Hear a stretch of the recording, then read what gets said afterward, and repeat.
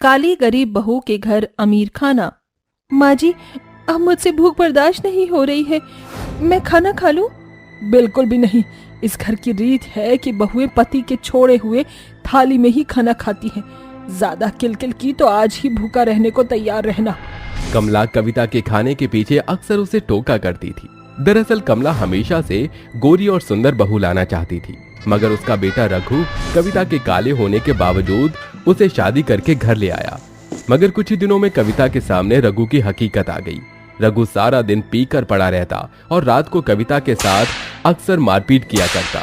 तो वहीं कविता की अत्याचारी सास कमला भी हर वक्त बेचारी बहू को उसके काले रंग के लिए कोसती और उस पर जुल्म ढाती रहती थी। ऐसे ही समय बीतता गया और कविता 2 बच्चों रानी और सोनू की मां बन गई और इस बार कविता तीसरी बार गर्भवती थी। माँ, मुझे बहुत जोरों की भूख लगी है, खाना दे दो ना। दादी ने खोए की खीर बनाई है। ठीक है बच्चों, मैं तुम्हारे लिए खाना लेकर आती हूँ। ऐसा कहकर कविता रसोई में आकर थाली में खाना लेकर अपने बच्चों के पास आने लगती है। तभी उसकी सास कमला उससे ताजे खाने की थाली छीन लेती है। क्यों रे काली कलोटी गरीब की बेटी, ये अच्छा खाना तेरे बाप के घर से आया है जो थाली भर भर के अपने निखट्टू बच्चों को खिला रही है। मगर माँ जी, रानी और सोनू को बहुत ही ज्यादा भूख लगी थी। ये ताजा खाना तेरे नास पीटे बच्चों के लिए नहीं बना रसोई में, वहाँ जो भी बासी रोटी है वो खिला दे इन्हें। इस तरह पत्थर दिल कमला मासूम बच्चों पर भी तरस नहीं खाती, जिसके बाद बेचारी गरीब बहू अपने दोनों बच्चों को रात की बची हुई बैंगन की सब्जी और बासी रोटियां खाने को देती है। माँ, सब्जी तो खराब हो गई है, अब हम कैसे खाएंगे? इस पर कविता थाली में थोड़ा नमक लाकर रख देती है और रोते हुए कहती है, बच्चों, अपनी माँ को माफ कर देना, क्योंकि तुम्हारी मजबूर माँ तुम्हें इस नमक रोटी के सिवा कुछ अच्छा नहीं खिला सकती। चुप हो जाओ माँ, मत रो, हम यही खा लेंगे। ऐसा कहकर कविता के दोनों बच्चे रूखा सूखा खाकर ही सो जाते हैं। तभी नशे में धुत रघु घर आता है और लात मारकर कविता को उठाता है। अरे ओ मेरी काली बेबी, चल उठ, खाना दे मुझे।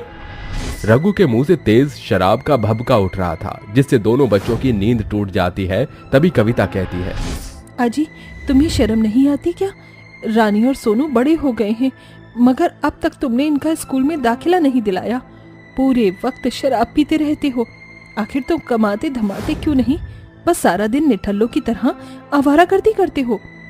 कविता के मुंह से कड़वाहट भरी सच्चाई सुनकर रघु गुस्से में लाल पीला होकर उसके बाल पकड़कर उसे मारता है। अरे साली ससुरी, बहुत छुरी के जैसे जुबान चला रही है तेरी, आज मैं तुझे नहीं छोड़ूंगा। पिताजी, माँ को मत मारो ना। अपनी काली बहू को मार खाता देखकर कमला मन ही मन खूब खुश होती है। ऐसे ही दिन बीतता है और कविता अपने तीसरे बच्चे को जन्म देती है। उसी बीच रघु की मौत हो जाती है, जिसका कारण रघु का शराब पीना था। मगर कमला ने उसका कसूरवार भी अपनी काली बहू को ही ठहराया और उसे उसके बच्चों समेत घसीटकर घर से बाहर निकाल दिया। माँ जी, मुझ पर न से ही तो मेरे मासूम बच्चों पर तो तरस खाइए। नास पीटी नजर बट्टू, तेरी काली नजर मेरे बेटे को खा गई और मैं तेरे इन पिल्लों पर तरस खाऊं। चल निकल जा यहाँ से। माँ, अब हम कहाँ जाएंगे, कहाँ रहेंगे? एक ही पल में काली बहू और उसके बच्चों के सर से छत छिन गई। कविता अपने तीनों बच्चों को लेकर बस चलती रही और थक कर एक बेंच पर बैठ गई। तभी उसके गरीब भूखे बच्चों की नजर सामने के खाने के महंगे रेस्टोरेंट पर पड़ गई और वहां की चमक और बड़ी चहल पहल देखकर रानी ने पूछा, सोनू भैया, वो कौन सी जगह है? रानी, उसे रेस्टोरेंट कहते हैं, वहाँ अमीर लोग खाना खाते हैं। भैया, वो अमीरों वाला खाना बहुत ही स्वादिष्ट होता होगा ना? मैं भी अमीरों वाला खाना खाना चाहती हूँ। अपनी बेटी की जुबान पर आए अमीरों वाला खाना खाने की ख्वाहिश सुनकर कविता का कलेजा कचोट उठता है, क्योंकि कमला के घर में उन बच्चों को रात का बचा खुचा बासी खाना और रूखी सूखी रोटियां ही मिली थीं। मगर कमला के कैद खाने से निकलकर कविता के बच्चों ने पहली बार खुली आंखों से दुनिया देखी थी, जिसके साथ बच्चों के मासूम मन में अमीरों वाला खाना खाने की ख्वाहिश जागी। मगर कविता के हाथ में उस वक्त एक खोटा सिक्का भी नहीं था। जैसे तैसे कविता अपने तीनों बच्चों को सुला देती है। अगली सुबह जब उनकी आंख खुलती है तो उनकी नजर सामने माता के मंदिर पर पड़ती है, जहां बहुत सारे लोग भंडारा ले रहे होते हैं। सामने मंदिर में भंडारा बट रहा है। रानी, सोनू, मुनिया का ख्याल रखना, मैं खाना लेकर आती हूँ। जैसे ही कविता भंडारा लेने पहुंचती है तो कुछ श्रद्धालु शेरा नाम के व्यक्ति की बात कर रहे थे, जो खुद को माता का बड़ा भक्त मानता था। अपने हाथों से भंडारा भी वही बांट रहा होता है। जैसे ही कविता अपना हाथ आगे बढ़ाती है, उसका काला हाथ देखकर शेरा उसे गुस्से से घूर घूर कर देखते हुए कहता है, अरे ओ काली औरत, तुझे भंडारा नहीं मिलेगा क्योंकि तू काली है। ऐसे न कहो भाई साहब, मेरे बच्चे बहुत ही भूखे हैं, भूख से उनकी जान जा रही है, मुझे थोड़ा सा खाना दे दो। कह दिया ना, तुझे भंडारे का भोग नहीं मिलेगा क्योंकि तेरा काला रंग चीख चीख कर कह रहा है तू जरूर नीची जात है। चल भाग यहाँ से। कविता के लाख गिड़गिड़ाने पर भी कोई उसकी एक नहीं सुनता और लोग किस्मत और हालातों की मारी उस गरीब लाचार काली बहू को भगा देते हैं। कविता अपने बच्चों को लेकर कड़ी धूप में सड़क पर चलने लगती है। तभी रानी भूख के मारे गिरकर बेहोश हो जाती है। रानी, उठ बेटी, तुझे क्या हो गया है? कविता रानी के चेहरे पर पानी के छींटे मारती है और आगे चलती है, जहां मलबे का काम चल रहा होता है। कविता वहां जाकर दिन भर खून पसीना बहाकर मलबा ढोती है, जिसके बदले में उसे 500 रुपए मिलते हैं। माँ, आपको 500 रुपए मिले हैं क्या? हम इससे अमीरों वाला खाना खा सकते हैं? नहीं बच्चों, हमें इन पैसों को सोच समझकर खर्च करना होगा। अभी हमें पहले घर की जरूरत है। इसके बाद कविता गरीबों की बस्ती में 400 रुपए किराए पर टूटी फूटी झुग्गी ले लेती है और अपने बच्चों को डबल रोटी खरीद कर खिला देती है। ऐसे ही दिन बीतते हैं। कविता 2 पैसे कमाने के लिए अपनी दुधमुही बच्ची को रानी और सोनू पर छोड़कर खुद भूखी प्यासी रहकर मलबा ढोती। इसी कारण एक दिन घर लौटते वक्त कविता बीच रास्ते पर बेहोश हो जाती है। तभी एक गाड़ी वहां रुकती है। अरे, ये तो कविता है। विनोद कविता को जल्दी से उठाकर अस्पताल ले जाता है। जैसे ही कविता होश में आती है तो कहती है, विनोद, तुम कॉलेज के बाद कितने समय बाद में तुम्हें आज मैंने देखा है। कविता, ये तुमने क्या हालत बना रखी है? मेरी छोड़ो, तुम तो बड़े आदमी बन गए। हाँ, होटल मैनेजमेंट करने के बाद मैंने अपना 5 स्टार होटल खोला है। बहुत बहुत बधाई हो विनोद। अच्छा, मैं चलती हूँ। मैं तुम्हें घर छोड़ देता हूँ, चलो। बस्ती में आकर कविता और उसके बच्चों को गरीबी में रूखा सूखा खाकर दिन बिताते देख विनोद को बुरा लगता है और वो कहता है, कविता, मैं तुम्हें इस गरीबी में छोड़कर नहीं जाने वाला। और बच्चों का मन कांच के जैसा होता है, जिसे टूटने में देर नहीं लगती। बच्चे चाहे अमीर घर के हों या गरीब घर के, अच्छी जिंदगी जीने का, अच्छे कपड़े पहनने का और अच्छा खाना खाने की ख्वाहिश सभी को होती है। उस रोज तो तुमने मुझे रघु के लिए ठुकरा दिया था, मगर विनोद आज भी तुम्हारा है। चलो मेरे साथ, अपनी नहीं तो इन तीनों बच्चों के बारे में तो सोचो। अपने मासूम बच्चे का मुंह देखकर कविता हाँ कर देती है, जिसके बाद विनोद उन्हें गाड़ी में बिठाकर अपने घर लाता है, जहां खाने की पूरी मेज तरह तरह के स्वादिष्ट अमीरों वाले खाने से भरी देखकर रानी और सोनू ललचाई आंखों से खुश होकर देखते ही खाने पर टूट पड़ते हैं। सोनू भैया, ये अमीरों वाला खाना कितना स्वादिष्ट है। मुझे तो सबसे अच्छा ये पनीर वाला पिज्जा और ये बर्गर अच्छा लगा, और मुझे ये दाल मखनी और नान खाकर मजा आ गया, और ये पुलाव भी मजेदार है। माँ, तुम भी खाकर देखो ना। शुक्रिया विनोद, आज तुम्हारे कारण मेरे बच्चे बहुत खुश हैं। अरे, ये बच्चे मेरे हैं कविता, वादा करता हूँ इनकी हर एक ख्वाहिश को पूरा करूंगा।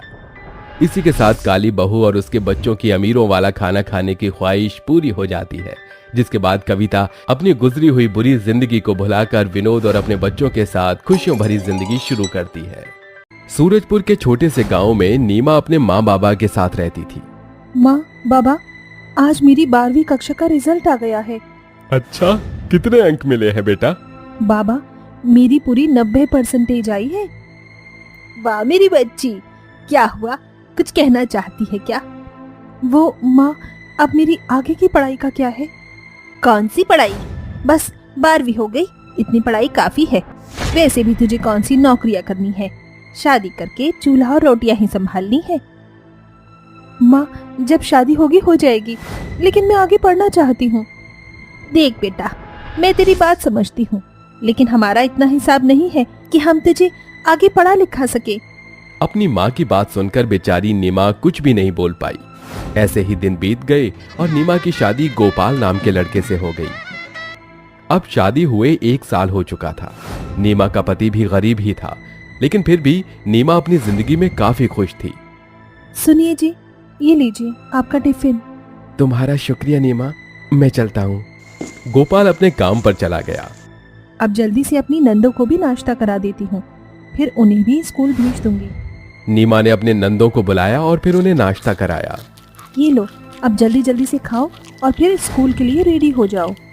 नीमा की 5 ननद स्कूल चली गई। उन्हें स्कूल भेजकर नीमा भी अपने घर के कामों में लग गई। इसी तरह से दिन बीत रहे थे कि तभी एक दिन अचानक नीमा का पति गोपाल पैरालाइज्ड हो गया। अब वो चलने फिरने और काम करने के लायक नहीं था। हे भगवान, ये क्या हो गया? अब घर का खर्च कैसे चलेगा? मेरे पति की दवा का इंतजाम कहाँ से होगा? नीमा अपने पति की हालत देखकर परेशान थी कि तभी उसकी सास शालिनी बोली, परेशान मत हो बहू, भगवान सब कुछ सही कर देंगे। माँ, भगवान भी तो कोशिश करने वालों का ही साथ देते हैं, है ना? सही कहा, लेकिन हम लोग भगवान पर भरोसा रखने के सिवा और कर भी क्या सकते हैं? माँ, अगर आप मुझे इजाजत दें तो क्या मैं बाहर जाकर नौकरी कर लूं? इससे मेरी पढ़ाई भी काम में आ जाएगी और घर का खर्च भी चल जाएगा। ठीक है। शुक्रिया माँ, आप सभी पहले खाना खा लीजिए, उसके बाद में काम की तलाश में मैं निकल जाऊंगी। नीमा ने अपनी नंदों को खाना खाने के लिए बुलाया और एक कटोरी में अपनी सास को भी खाना परोसा। भाभी, आज खाने में क्या है? खिचड़ी। फिर से खिचड़ी? मुझे नहीं खानी। बस आज ये खाना और खा लो, कल पक्का हम लोग अच्छा खाना खाएंगे। नीमा ने किसी तरह अपने 5 नंदों को खाना खिलवा दिया। उसके बाद उसने अपने पति को खाना खिलाया और फिर वो काम की तलाश में निकल गई। नीमा ने एक रेस्टोरेंट में रिसेप्शनिस्ट की जॉब के लिए अप्लाई किया। जी, क्या आप मुझे इस नौकरी के लिए रख सकते हो? देखो बहन, हमें हर काम प्रोफेशनल तरीके से करना पसंद है। पहले तुम हमें अपनी डिग्री दिखाओ, उसके बाद ही मैं तुम्हें बताऊंगा। मेरे पास डिग्री तो नहीं है। डिग्री नहीं है? जी, लेकिन मैं 12वीं पास हूँ और पढ़ना लिखना भी बहुत अच्छे से जानती हूँ। मेरा नौकरी करने का कोई सपना तो था नहीं, बस मेरे पति के अचानक मोहताज हो जाने की वजह से मुझे ये काम करना पड़ रहा है। प्लीज आप मुझे ये नौकरी पर रख लीजिए ना। देखो बहन, माना तुम्हारी कहानी बहुत दुख भरी है, लेकिन फिर भी मैं किसी डिग्री वाले इंसान को ही अपने यहाँ नौकरी पर रखूंगा। आप कहीं और काम ढूंढ लो। बेचारी नीमा उदास होकर वहां से आ गई। उसने और भी काफी जगहों पर जॉब के लिए अप्लाई किया, लेकिन कहीं से भी बात नहीं बनी। आज मुझे पढ़ाई की असली अहमियत समझ आ रही है। एक औरत के पास भी इतनी कला ही तो होनी ही चाहिए कि अगर कभी उसकी स्थिति खराब हो तो वो किसी के आगे हाथ न फैलाए। नीमा खुद से ही बातें करती हुई चल रही थी कि तभी उसे एक औरत दिखाई दी जो अपने बेटे के साथ जा रही थी। हाँ हाँ बिल्कुल, मैं सारा काम आपको टाइम से भेज दूंगा। जी जी जी। उस औरत का बेटा फोन पर बातें करता हुआ चल रहा था कि तभी अचानक उसकी माँ का ध्यान भटक गया और उसकी टक्कर एक ट्रक से होने ही वाली थी कि तभी नीमा ने उसे बचा लिया। संभाल के। तभी वहां उसका बेटा भी भागता हुआ आया। माँ, माँ आप ठीक तो हो? मैं बिल्कुल ठीक हूँ। वो तो शुक्र हो इस बच्ची का जो इसने मेरी जान बचा ली। कोई बात नहीं, ये तो मेरा फर्ज था। अरे आपका बहुत बहुत शुक्रिया। अरे तुम? वो दोनों एक दूसरे को देखकर चौंक गए। तुम आशीष हो ना? हाँ, और शायद तुम नीमा हो, है ना? हाँ, तुमसे इतने समय बाद मिलकर अच्छा लगा। नीमा और आशीष दोनों बचपन में अच्छे दोस्त थे। वो दोनों एक ही स्कूल की एक ही क्लास में पढ़ते थे। क्या हुआ, तुम कुछ परेशान लग रही हो? कुछ नहीं। नहीं बेटा, तुम्हारा चेहरा साफ बोल रहा है कि तुम परेशान हो। चलो जल्दी से हमें बताओ कि क्या बात है। वो उनके बार बार बोलने पर नीमा ने उन्हें अपनी सारी परेशानी बता दी। सारी बात सुनकर आशीष बोला, मेरी सोच तो यह है कि काबिल इंसान को डिग्री की जरूरत नहीं होती है, और जहां तक मैं तुम्हें जानता हूं तुम मेरी कंपनी में बहुत अच्छे से काम कर सकती हो। मैं ऐसा करके तुम पर एहसान नहीं कर रहा हूं, लेकिन अगर तुम मेरी कंपनी में काम करोगी तो मुझे भी अच्छा लगेगा। बोलो, तुम करोगी? नीमा ने थोड़ा सोचा और फिर उसने काम के लिए हाँ कर दी। अगले दिन वो काम पर गई और उसने काफी अच्छे से काम संभाला, जिसे देख आशीष भी बहुत खुश हुआ। इसी तरह उसे काम करते हुए कुछ दिन बीत गए। अब उनके घर के हालात भी थोड़े थोड़े संभल चुके थे। एक दिन आशीष और उसकी मां नीमा के घर आए। अरे आप आइए। तो ये तुम्हारा घर? यहाँ पर तो बहुत शांति है। हम यहाँ तुम्हारे पति की तबीयत पूछने आए थे। अच्छा किया, अब बैठिए, मैं चाय लेकर आती हूँ। नीमा चाय बना ही रही थी कि तभी उसकी सबसे छोटी नंद अंशी भागती हुई आई और बोली, भाभी खाना दो, बहुत भूख लगी है। अभी देती हूँ। नीमा ने चाय बनाई और अपनी नंद को दाल और रोटी निकाल कर दे दी।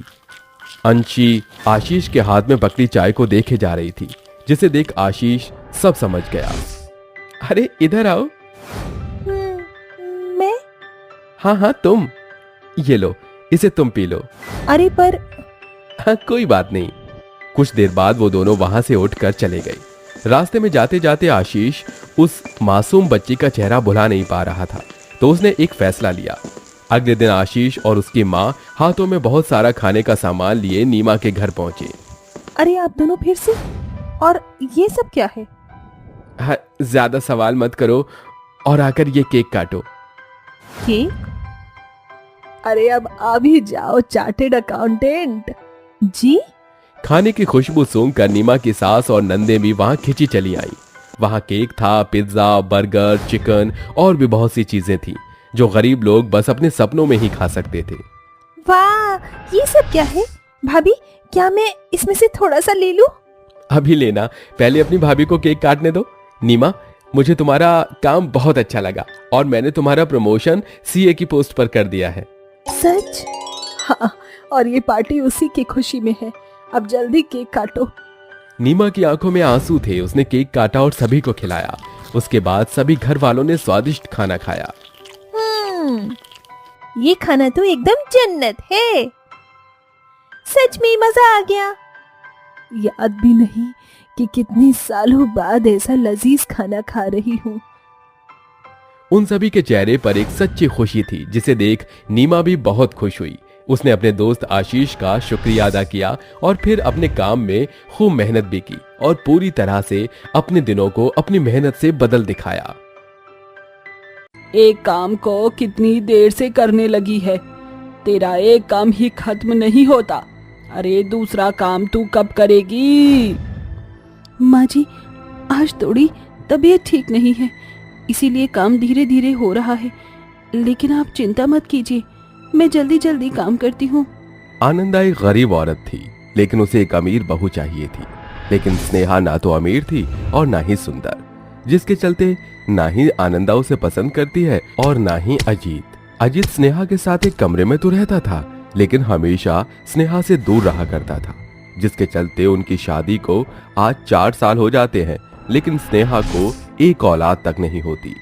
एक दिन आनंदा अपने बेटे से कहती है, तेरी शादी को पूरे 4 साल हो गए, लेकिन आज तक हमें कोई खुशखबरी नहीं मिली।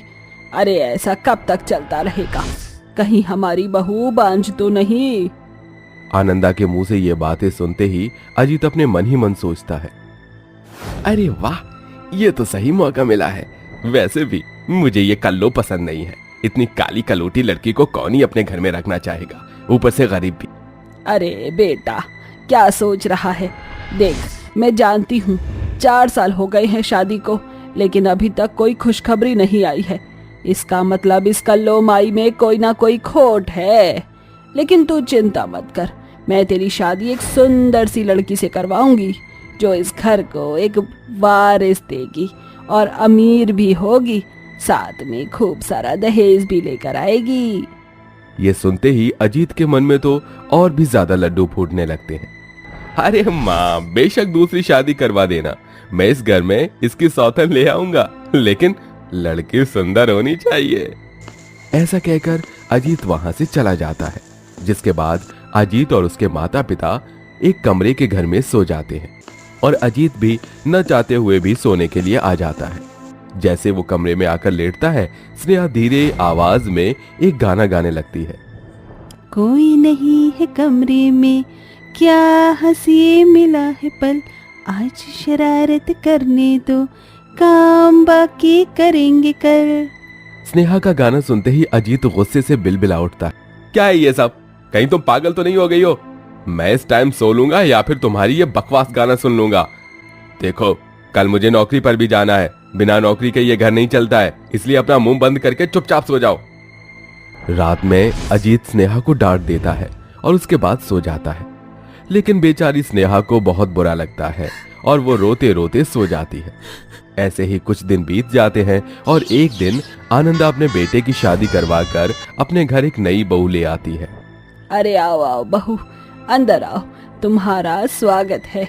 एकदम चांद का टुकड़ा लग रही हो, कहीं किसी की काली नजर न लग जाए तुम्हें। लाओ, तुम्हें काला टीका लगा दूं। स्नेहा ये सब देखते ही कहती है, ये सब क्या हो रहा है? और आप हमारे घर में ये किसको बुला कर ले आए हो? ये लड़की कौन है जो शादी की जोड़ी में अजीत जी के साथ खड़ी है? अब से ये इस घर की बहू है और इसी कमरे में रहेगी। मेरे होते हुए आप इस घर में मेरी सौतन कैसे लेकर आ सकते हो? और फिर इस अकेले कमरे में हम दो बहू एक साथ कैसे रहेंगी? अब जैसे भी रहो, रहना तो तुम्हें एक ही कमरे में है और एक ही बिस्तर पर सोना भी है। आनंदा ऐसा कहकर वहां से चली जाती है, जिसके बाद अनन्या कहती है, हे भगवान, ये सब क्या चल रहा है इस घर में? क्या शादी के बाद मुझे अपना कमरा तुम्हारी पुरानी पत्नी के साथ शेयर करना पड़ेगा? अरे मेरी प्यारी डार्लिंग, कुछ समय के लिए सहन कर लो। उसके बाद तो तुम्हारे पिताजी ने जो वादा किया है कि वो हमें दहेज का पूरा 10 लाख रुपए देंगे, फिर तो हम बहुत बड़ा घर भी ले लेंगे उन पैसों की मदद से। तभी अनन्या अपने बेड पर बीचों बीच तकियों की एक लाइन बना देती है और स्नेहा से कहती है, देखो, बिस्तर के इस तरफ तुम जरा भी मत आना, नहीं तो लात मारकर नीचे गिरा दूंगी। हाँ हाँ, तुझे क्या लगता है कि तू मुझे लात मारकर गिराएगी? तो क्या मैं नहीं गिरा सकती हूँ? तू देख, अगर रात को तू मेरी तरफ आई तो मैं तुझे एक जोरदार तमाचा भी मार दूंगी। अनन्या की शादी के पहले दिन ही उसकी सौतन से उसकी बहस होने लगती है। स्नेहा बिस्तर के एक तरफ लेट जाती है तो दूसरी तरफ उसका पति अनन्या के साथ लेट जाता है। अगले दिन सुबह होते ही सुबह के 5 बजे स्नेहा उठ जाती है और कमरे का पंखा बंद करके झाड़ू निकालने लगती है। ओहो, कितनी गर्मी लग रही है, ये पंखा किसने बंद किया है? अनन्या के इतना कहते ही स्नेहा अपनी सौतन से कहती है, महारानी, अगर तुम्हारी नींद पूरी हो गई हो तो उठकर घर के काम कर लो। तुम कोई पटरानी नहीं हो जो आराम फरमा रही हो। स्नेहा की बातें सुनते ही अनन्या नौटंकी करते हुए अपने पति के सामने रोते हुए कहती है, देख रहे हो ना, तुम्हारी पुरानी पत्नी ने तो मेरा पहले दिन ही जीना हराम कर दिया है। कभी पंखे बंद करती है तो कभी कुछ कहती है। ओहो, तुम्हें जितना सोना है सो जाओ। रुको, मैं चला देता हूँ पंखा। अजीत तुरंत कमरे का पंखा चला देता है, जिसकी वजह से स्नेहा झाड़ू भी नहीं लगा पाती। सारे काम करने के बाद स्नेहा नहा धोकर शीशे के सामने तैयार हो रही होती है। सजना है मुझे, सजना के लिए सजना है मुझे। तभी स्नेहा की गोरी सौतन शीशे के आगे आ जाती है और उसे धक्का मार देती है, जिसकी वजह से स्नेहा नीचे गिर जाती है। बेचारी गिर गई। वैसे भी तुझ काली को सजने संवरने की क्या जरूरत है? तेरे ऊपर तो वैसे भी अजीत जी की नजर पड़ने से रही। स्नेहा जमीन से उठती है और फौरन अपनी सौतन अनन्या के बाल पकड़ लेती है। चुड़ैल सौतन, तेरी इतनी हिम्मत कि तू मुझे धक्का देकर गिराएगी? रुक, तुझे तो मैं अभी बताती हूँ। ऐसा कहकर वो उसके बाल नोचने लगती है। वहीं अनन्या भी स्नेहा के बाल पकड़ लेती है। तभी वहाँ आनंदा आ जाती है और दोनों की लड़ाई सुलझाने की कोशिश करती है। बहुत हुआ, मैं अब इस औरत के साथ एक कमरे में नहीं रह सकती।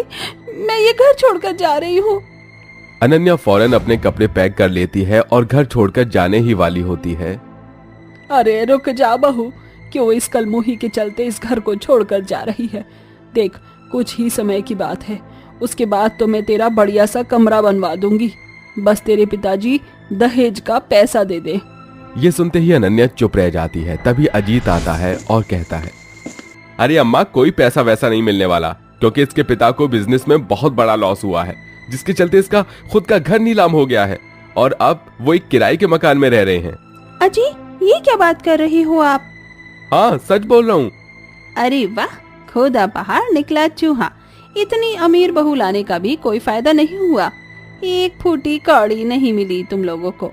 ऊपर से अपनी सौतन के साथ अपने कमरे का बंटवारा और करना पड़ गया। अब देखती हूँ कि अपने फकीर पिता के पास कैसे जाएगी ये सौतन। स्नेहा के ऐसा कहते ही अनन्या रोने लगती है। उसे रोता हुआ देख स्नेहा को बुरा लगता है और वो हमदर्दी दिखाते हुए अपनी सौतन का हाथ पकड़ती है और कहती है, रोना बंद करो बहन, मैं जानती हूँ तुम्हारे ऊपर क्या बीत रही होगी। ऊपर से मैंने भी जाने अनजाने में तुम्हें बहुत कुछ कह दिया। हो सके तो मुझे माफ कर देना, लेकिन अब तुम अपने आप को अकेला मत समझो। ये कमरा भी तुम्हारा है और हम दोनों इस कमरे में आराम से रहेंगे। स्नेहा का ये बर्ताव देखकर अनन्या को बहन वाला रिश्ता महसूस होता है, जिसके चलते वो स्नेहा को गले से लगा लेती है। वहीं स्नेहा का ये बर्ताव अजीत के मन को भी घर कर जाता है और उसके मन में स्नेहा के लिए जगह बन जाती है। उस दिन के बाद से दोनों सौतन एक कमरे में एडजस्ट होना सीख लेती हैं, जिसकी वजह से उनके बीच की लड़ाइयां खत्म हो जाती हैं। कुछ समय बाद अजीत भी कड़ी मेहनत करके एक कमरा और बनवा लेता है। अब अजीत की दोनों पत्नियां बहुत खुश हो जाती हैं और वो अपनी दोनों पत्नियों के साथ खुशी खुशी रहने लगता है।